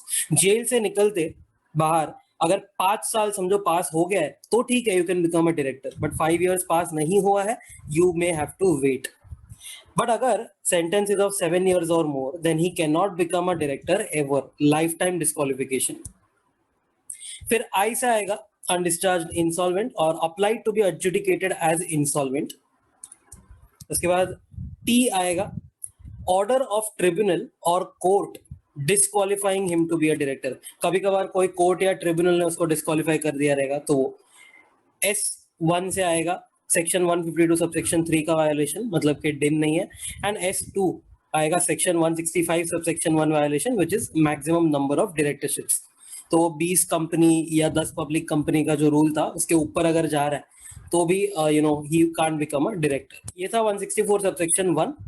164 subsection 2 है, ही इज और has been a director of a company which has committed defaults. किसमें? तो in filing financial statement और annual return for continuous 3 financial years, कोई भी हो सकता है, लास्ट 3 नहीं बोला है, कंटिन्यूअस कोई भी 3 साल तक नहीं फाइल किया, या फिर defaulted in repayment of deposit, debenture, interest और any dividend declare and failure continuous for 1 और मोर ईयर। तो ये था 164 सबसेक्शन 2 के ज्वेलर कंपनी में डायरेक्टर हो then you are disqualified for being director in any other company.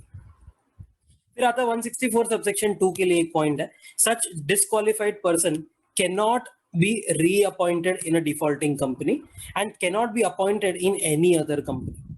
मतलब तुम्हारा ऑफिस खत्म हो गया तो now you can't be reappointed in that same defaulting company and you also cannot be appointed freshly in any other company.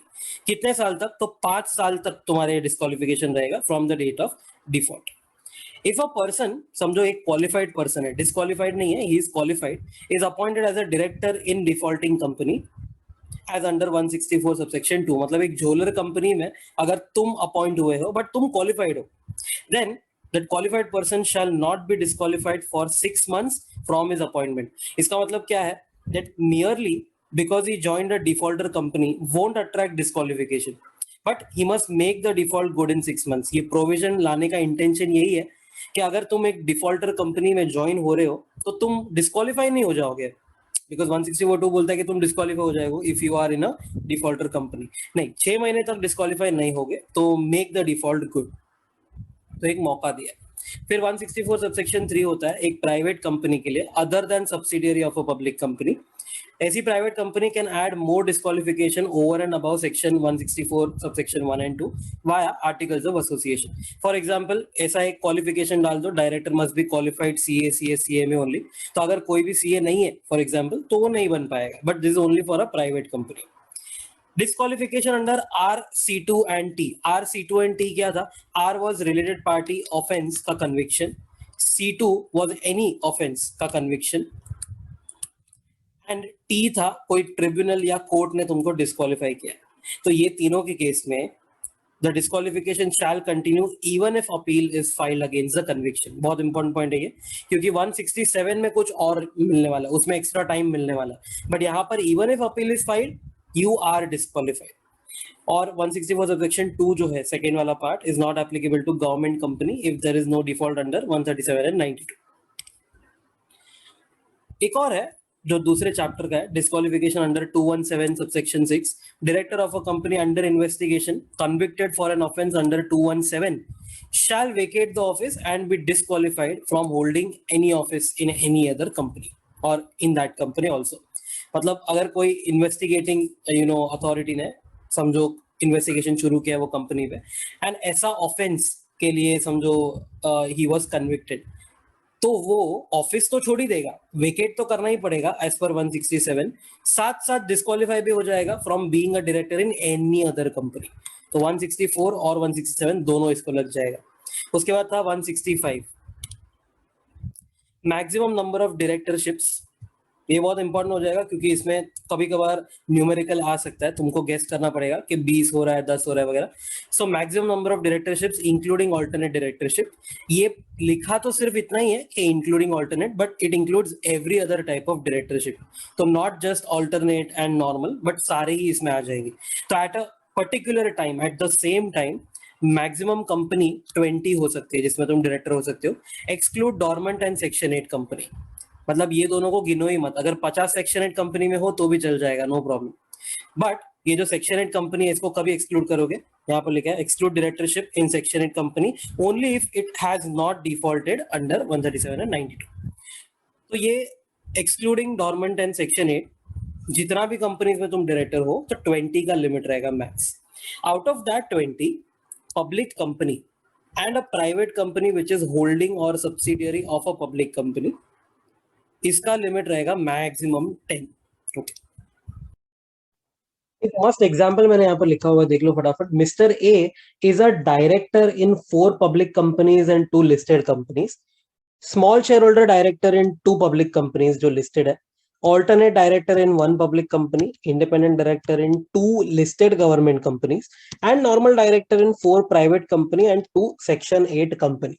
Okay, पहली बात तो यहाँ पर है ना, अगर एग्जाम में ऐसा कुछ आता है क्वेश्चन, तो ये जो लिस्टेड है और ये जो लिस्टेड है ना वहां पे लिख देने का कि ये जो लिस्टेड है ना it is a public listed company जो शेयर्स लिस्ट किए हुए हैं, ठीक है। आजकल क्या है, बहुत सारा कंफ्यूजन होता है स्टूडेंट्स को कि सर इसके डेट इंस्ट्रूमेंट अगर लिस्ट किया रहेगा, नॉन कन्वर्टेबल डिबेंचर वगैरह लिस्ट किया रहेगा तो क्या, तो कोई नहीं, अपने को सीधा सीधा अजम्पशन डाल देना कि भाई ये शेयर्स उसके लिस्टेड है, ठीक है। अगर कोई भी पब्लिक कंपनी है तो उसने अगर डेट हो या शेयर्स हो कोई भी लिस्टेड किए हो, वो पब्लिक ही माना जाएगा, काउंटिंग उसका पब्लिक में ही होगा।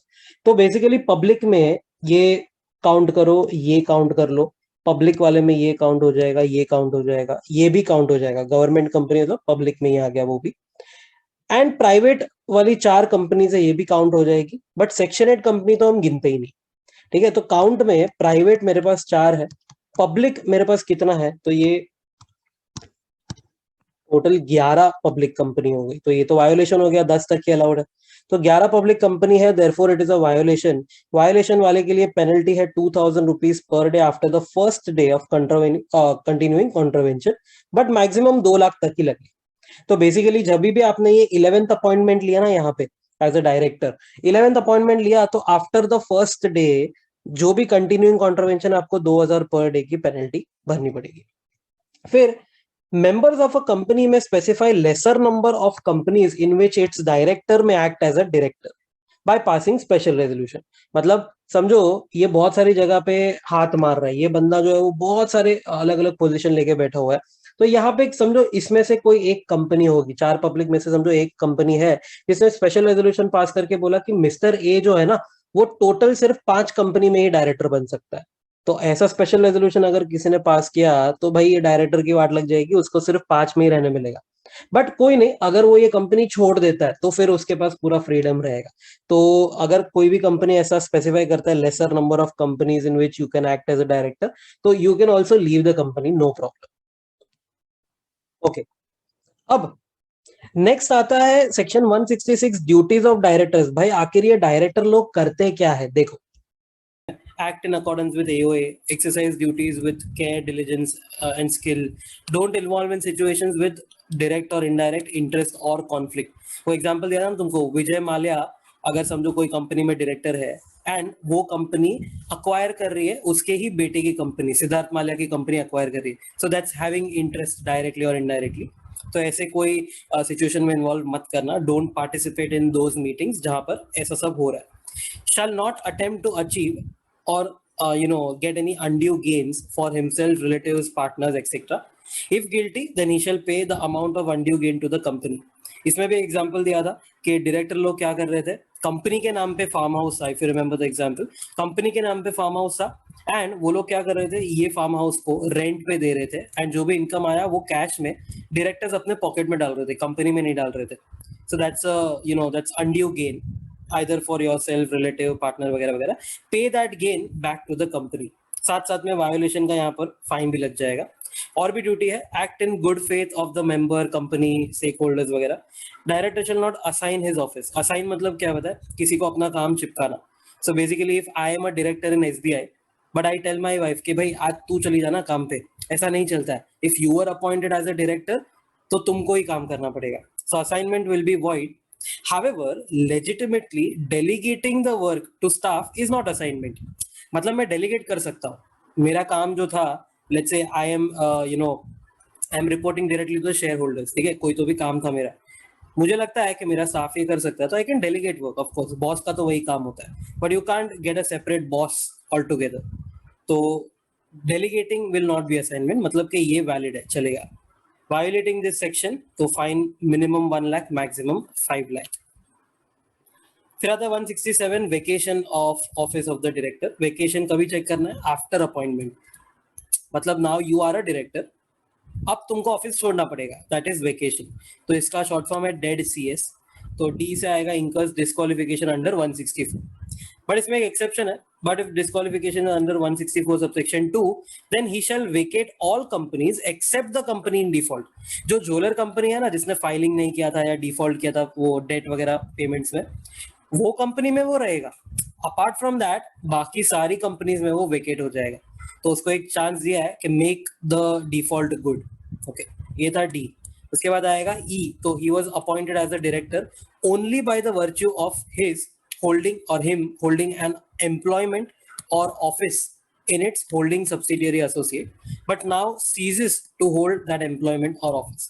मतलब तुम मेरी सब्सिडियरी में एम्प्लॉय थे, मैंने वही वर्च्यू पे तुमको डायरेक्टर बनाया था, but now you are not an employ, तो डायरेक्टरशिप भी तुमको छोड़ना पड़ेगा. This was E. फिर आएगा ए, तो absent from all board meetings held during 12 months with or without seeking the leave of BOD. Continuous 12 महीने अगर तुम मीटिंग में नहीं आए तो you are disqualified. फिर आएगा D, disqualified by order of court or tribunal. फिर आएगा सी, convicted for an offense चाहे moral turpitude हो या ना हो with a jail of at least 6 months. एक और सी है, committed offense under 217, वो इन्वेस्टिगेशन वाला पॉइंट जो अपन ने 164 में देखा था सेम. एंड एस से आएगा section 184 violation. Okay, what is section 184 violation? Next chapter का part है ये. Entering into contracts or arrangement in which he is directly or indirectly interested by violating 184, and also if he fails to disclose the above interest.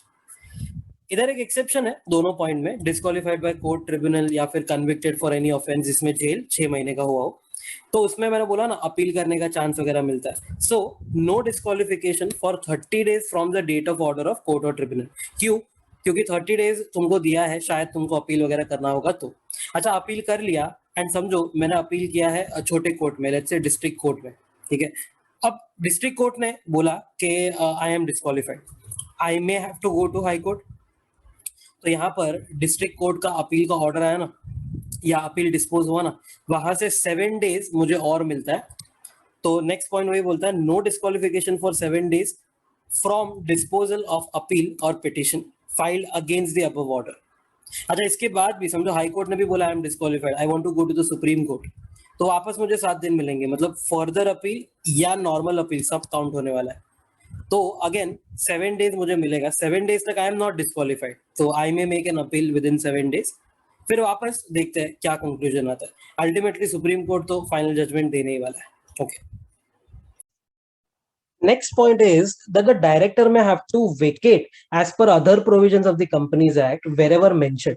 मतलब और कोई section में और कुछ अगर लिखा हुआ है कि भाई ये किया तो वेकेट होगा, तो वो वेकेट होगा. ऐसा नहीं है कि खाली 167 को ही आपको देखना है. इट इज लाइक मुन्ना भाई में सर्किट बोलता है ना सबको जाके कि भाई ने बोला करने का तो करने का, तो भाई ने बोला करने का तो करने का के बदले कंपनीज एक्ट ने बोला वेकेट करने का तो वेकेट करने का. सिंपल. अगर कॉन्ट्रावीन किया तो 1 लाख से लेके 5 लाख तक का फाइन भरने का मौका आपको मिल जाएगा. What if all the directors vacate? तो या तो द प्रमोटर और central government in excess of promoter, in absence of promoter, shall appoint required number of directors who shall hold office until the directors are appointed at general meeting. तो basically या तो promoter जो है, promoter ऐसा एक chart बन जाएगा, promoter जो है ना वो टेम्पररी बेसिस पे डायरेक्टर्स को अपॉइंट करेगा. ये डायरेक्टर्स एजीएम रखवाएंगे, ये एजीएम के अंदर जो एक्चुअल डायरेक्टर्स है ना वो अपॉइंट कर देंगे शेयर होल्डर्स. या फिर अगर प्रमोटर नहीं है तो समझो तुम आईटीसी कंपनी हो. आईटीसी जो है ना लिस्टेड कंपनी है, इंडियन टोबैको कंपनी, बट मैं इसको इंडियन थकेला कंपनी भी बोलता है. शेयर प्राइस ज्यादा हिलता नहीं था, अभी तो थोड़ा आ गया फिर भी ऊपर.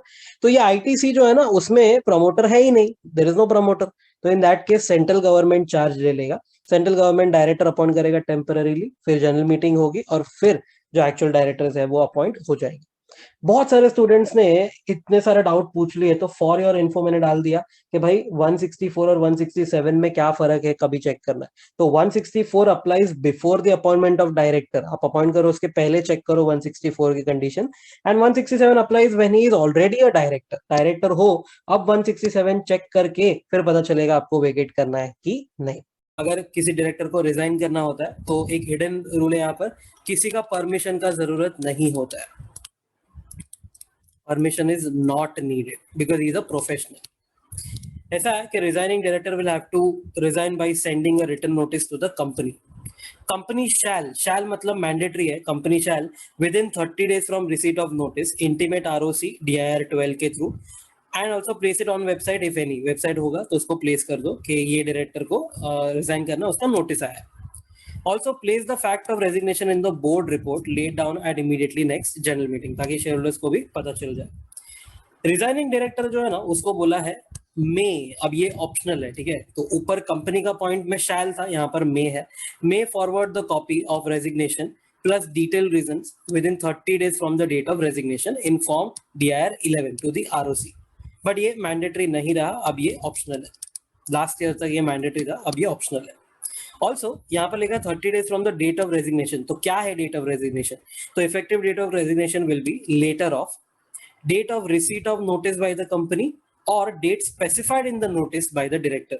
मतलब कंपनी को नोटिस आया समझो 1 April 20 को, बट डायरेक्टर ने वो नोटिस में क्या लिखा है पता है? My last day will be 30th April 20। तो whichever is later 30th April 20, यहां से फिर वो 30 दिन के अंदर DIR 11 दे देगा। ओके, अच्छा रिजाइन कर दिया तो क्या पापों का प्रायश्चित हो गया? नहीं, director is liable for resignation और rather liable after resignation for offences during his term. जो तुमने पाप किए थे while you were a director वो तो रहेंगे। What if all directors resign? तो सेम, प्रमोटर नहीं तो CG अपॉइंट कर लेगा। टू प्रैक्टिकल डिफिकल्टीज, एक अच्छा है और एक बकवास है क्योंकि ये नो लॉन्गर रेलेवेंट है। तो पहला है who signs DIR 12 when all directors resign and new directors are not yet appointed. ऊपर बोला ना 30 दिन from receipt of notice company will have to file DIR 12। तो कंपनी मतलब क्या, उसका कोई डायरेक्टर करना चाहिए ना साइन। तो कौन करेगा? When all directors have resigned, तो ROC can allow one of those resign directors to sign it. मतलब ROC किसी एक को अलाउ कर देगा। सेकेंड है DIR 11 के नाम का, but DIR 11 is not mandatory, तो ये वाला थोड़ा रिडंडेंट हो जाएगा, बट फिर भी देख लो। Company file DIR 12 and now it's foreign director who resign wants to file DIR 11। तो कंपनी ने एक बार DIR 12 फाइल कर दिया ना, तो अब वो डायरेक्टर रहा ही नहीं है। तो how can he sign as a director after that? तो लिखा है he can authorise practicing chartered accountant, company secretary or cost accountant or any resident director to sign on his behalf. Okay. फिर 169 है removal of directors. दो तरीके हैं director को remove करने का, एक बाय शेयर होल्डर्स अंडर 169, एक बाय NCLT 242। ये ऑपरेशन एंड मिसमैनेजमेंट वाले चैप्टर में अपन ने पढ़ा था। बाय शेयर होल्डर्स वाला अपन इधर पढ़ेंगे। तो सेक्शन 169 क्या बोलता है कि तुम मतलब शेयर होल्डर्स कैसे निकाल सकते हो डायरेक्टर को? तो director can be removed by passing ordinary resolution normally या passing special resolution if he is independent director appointed for the second term. क्योंकि एक इंडिपेंडेंट डायरेक्टर को सेकेंड टर्म के लिए अपॉइंट करना है, तो 149 सबसेक्शन 10 एंड 11 में लिखा था कि SR was needed to appoint him, इसके लिए SR is needed to remove him. Exception है, the following cannot be removed by share holders. दो लोग हैं, एक director appointed under 242 by NCLT, उसको NCLT ही निकाल सकता है, and directors appointed by PR principle under 163। वो क्यूमुलेटिव वोटिंग वगैरह अपन ने जो देखा उसमें ऐसा लिखा था कि 2/3 of the directors can be appointed using और rather they must be appointed by using PR principle if the company is adopting for that. तो AOA ने बोलना चाहिए।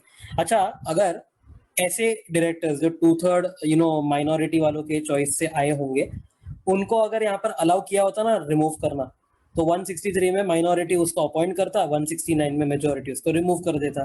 तो दैट इज द पर्पस के PR वाले लोगों को, जो माइनॉरिटी वाले थे, उनके लिए स्पेशल यहाँ पर एक्सेप्शन डाल दिया कि those directors can't be removed. अच्छा, PR में भी 2/3 है ना, तो बाकी का 1/3 का क्या? तो वो लोग कर सकते हैं, मतलब दे कैन बी रिमूव। तो for example, a company opted for PR principle under 163 and appointed 2/3 of the BOD using PR principle, तो cumulative voting या single transferable vote वगैरह, 6 out of 8 are PR directors, तो 6 cannot be removed but the other 2 can be removed for sure. What is the procedure? ये Cyrus मिस्त्री के साथ जो भी हुआ था उसके रिलेटेड है। तो members must send special notice like mentioned in 115 वाला section, not earlier than 3 months and not later than 14 days before the general meeting। ये जाएगा नोटिस कंपनी का। नोटिस क्या एक बंदा देगा तो चलेगा? नहीं, बहुत सारे लोगों का साइन चाहिए उसमें। It must be sign by members holding at least 1% of total voting power या members holding shares on which aggregate 5 lakh is paid. याद रखना 5 लाख मार्केट प्राइस नहीं है, फेस वैल्यू होता है। MCQ में आया तो चकमा मत खा जाना। फिर कंपनी क्या करेगा? Company will have to forward the copy of special notice to the concern director जिसको निकालने वाले हैं, whether he is a member और नॉट। मतलब वो डायरेक्टर चाहे शेयर होल्डर हो या ना हो, इररिलेवेंट है, उसको भी ये नोटिस फॉरवर्ड करेंगे। Now he will be given a reasonable opportunity of being heard. So if a director makes a written representation to the company and requests that it must be notified to the members, then the company shall, if time permits, मतलब अगर member लोगों का notice जो है company के पास आया था company ने वो फॉरवर्ड किया डायरेक्टर को, अब डायरेक्टर ने रिप्लाई भेजा, रिटर्न रिप्रेजेंटेशन भेजा है कंपनी को, and he is saying that company must forward it to the members, उसका reply. So if time permits, the company shall state the fact of that representation having been made by the director in the notice given to members. जो notice गया रहेगा ना general meeting का, उसमें mention कर दो कि डायरेक्टर ने ना ये रिप्रेजेंटेशन किया है, ऐसा एक फैक्ट नोट कर दो, and send the representation to the members to whom notice is sent. अच्छा, एजीएम का नोटिस तो पहले ही निकल गया रहेगा, बाद में रिप्रेजेंटेशन आया रहेगा, तो क्या, तो अभी भी तुमको भेजना पड़ेगा. मतलब वेदर बिफोर और after receipt of representation bye the company. Representation जो डायरेक्टर से आया है ये समझो 4 अप्रैल को आया है, बट एजीएम का नोटिस तो 1 अप्रैल को ही निकल गया है, तो क्या, कोई बात नहीं, अब मेंबर्स को भेज दो, शायद 5 अप्रैल को भेज सकते हो, no problem. But if time permits बोला, if time is not sufficient या company defaults in sending it to members, मतलब कंपनी ने मेंबर्स को नहीं भेजा या समझो टाइम नहीं था, तो क्या करने का, तो डायरेक्टर खुद अपना रिप्रेजेंटेशन पढ़ लेगा. Director has the right to be heard orally and to read out the representation at general meeting. But company को लगता है या किसी को लगता है कि जनरल मीटिंग में ये रीड करेगा ना, तब गाली बकेगा या फुकट का किसी का ब्रांड इमेज बर्बाद करने का ट्राई करेगा, एक्सेट्रा एक्सेट्रा. तो in that case company or any agreed person can apply to NCLT. NCLT if satisfied that right to represent, yeah, right of representation is abused to secure needless publicity and defamation. किसी का बुरा भला बोलने के लिए फालतू का publicity लेने के लिए अगर वो अपना राइट यूज करने वाला है, then representation need not be sent and need not be read out at the general meeting. मतलब भेजेंगे भी नहीं मेंबर को एंड डायरेक्टर को बोलने भी नहीं देंगे मीटिंग पे. अच्छा, ये एप्लीकेशन के उसका खर्चा कौन बेयर करेगा, तो एनसीएलटी में order the concern director to pay the cost directly. फिर आता है फिलिंग ऑफ वैकेंसी. तो अब एक डायरेक्टर को रिमूव किया है तो वैकेंसी हो गई, तो director remove can't be reappointed. जिसके साथ ब्रेकअप किया उसके साथ patch up not allowed. Vacancy can be filled in the same meeting if special notice of new appointment was given. अगर तुम किसी नए बंदे को अपॉइंट करने वाले हो तो उसका नोटिस देना पड़ता है ना, तो ही ऑर्डिनरी रेजोल्यूशन पास हो सकता है. तो दिया रहेगा तो ठीक है. If not filled at that meeting और same meeting, then follow 161 subsection 4 casual vacancy director वाला concept. New director shall hold office till the time old director would have held if he had not been removed. तो जैसे पुराना कब तक hold करने वाला था तब तक उसका रिप्लेसमेंट वाला होल्ड करेगा. डायरेक्टर रिमूव्ड विल गेट सी फ्लू बट ऑल्सो चेक 202. ये कौन से डायरेक्टर को सी फ्लू या compensation for loss of office किसको मिलेगा, only MD whole time director. तो देखो 202 फॉर योर इन्फॉर्मेशन क्या बोलता है, सी फ्लू can be given to MD whole time director manager but not to any other directors. Also 242 में जो रिमूव हुआ रहेगा ना बाय एनसीएलटी, उसको सी फ्लू नहीं मिलेगा, वो ऑपरेशनल मिसमैनेजमेंट के चैप्टर में अपन ने देखा था. फिर 170, ठीक है, not that important. Register of director KMP and their shareholding to be kept at registered office. तो रजिस्टर में क्या क्या रहेगा, रूल 17 बोलता है नेम सरनेम पहले वाला या बाद वाला, मतलब अभी वाला, present and former of director KMP, their parents and their spouse, date of birth, address, nationality, occupation, date of appointment, reappointment or cessation, date of board resolution of appointment, ICSI membership number if he is a CS, he or she is a CS, PAN for KMPs without DIN. अपन ने MCA के website पे देखा था कि जो लोग director होते हैं उसके सामने DIN लिखा होता है, जो KMP होते हैं उनके सामने PAN लिखा होता है, because they might not have DIN. फिर उनका शेयर होल्डिंग भी लिखना है, share holding in that company, in its holding subsidiary associate company, also in subsidiary of its holding company. मतलब if we are talking about Jio, तो जियो का holding है रिलायंस और रिलायंस का दूसरा सब्सिडियरी रहेगा रिलायंस रिटेल. तो रिलायंस रिटेल में भी अगर जियो के कोई डायरेक्टर का होल्डिंग है तो वो भी तुमको यहाँ पर मेंशन करना पड़ेगा जियो के रजिस्टर ऑफ डायरेक्टर में. एक और कंप्लायंस यहाँ पर लिख दिया है, company will have to file form DIR 12, ये रूल 18 ने बोला है, within 30 days from appointment of director या KMP और 30 days from changes with respect to director और KMP. तो अपॉइंटमेंट, रिमूवल, रेजिग्नेशन जो भी है सब ये DIR 12 के हिसाब से जाएगा.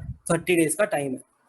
Section 170 and as well as नीचे वाला 171 will not apply to a full government company 100% hold by government if there is no default in filing financial statement or annual return. अब next section 171 members right to inspect the register, ये सब register जो होती है वो members check कर सकते हैं। तो register shall be open to inspection at every AGM, directly आप एजीएम में जाके इंस्पेक्ट करो या एजीएम तक नहीं रुकना तो register shall be open for inspection during business hours at registered office and members can request for copies. तो आप मेंबर हो तो बिजनेस आवर्स जो भी 9 to 5 9 to 6 या वट एवर आवर्स है उसका वो कंपनी का, आप रजिस्टर्ड ऑफिस में पहुंच जाओ, आपको ये रजिस्टर मिल जाएगा, कॉपी भी मिलेगा। Company shall provide it within 30 days free of cost, आपको जेरोक्स जो है वो 30 दिन के अंदर मिल जाएगा। If refuse member can apply to ROC and ROC will order immediate inspection and supply of copies. कुछ नहीं, रोने का मम्मी मम्मी ऐसे करके रोने का, मम्मी मम्मी मतलब क्या, आरओसी आरओसी, तो आरओसी के पास जाओ, वो करवा देगा काम। लास्ट सेक्शन 172, तो कोई भी सेक्शन में अगर पेनल्टी लिखना भूल गए ये लोग ये चैप्टर में, तो 172 देखना, penalty for default of provisions of this chapter for which no specific penalty is prescribe. तो आपको 50,000 की फ्लैट पेनल्टी भरने का मौका मिलेगा। कंटिन्यूड फेलियर अगर रहेगा एक दिन के ऊपर तो 500 पर डे भी भरने को मिलेगा। अगर आप कंपनी हो तो मैक्सिमम आपको सिर्फ 3 लाख तक की पेनल्टी भरनी है। ऑफिसर इन डिफॉल्ट है, मैक्सिमम 1 लाख तक की पेनल्टी भरनी होगी।